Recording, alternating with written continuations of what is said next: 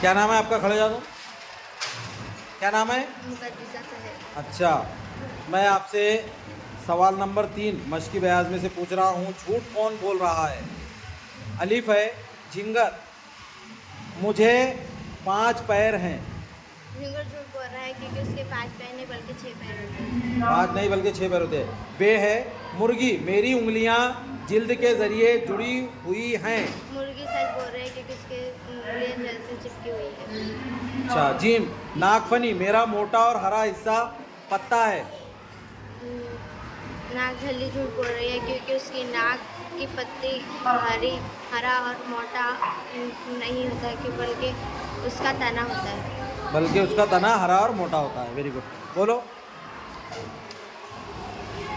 झिंगर, मुझे 5 पैर है। झिंगर झूठ बोल रहा है क्योंकि उसके 5 नहीं बल्कि 6 पैर है। और मुर्गी, मेरी उंगलियां जिल्द के जरिए जुड़ी हुई हैं। मुर्गी सच बोल रही है।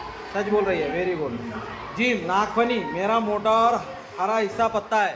नाक फनी झूठ बोल रही है क्योंकि नाक फनी का मोटा हरा हिस्सा होता है, उसका पत्ता नहीं बल्कि उसका तना होता है।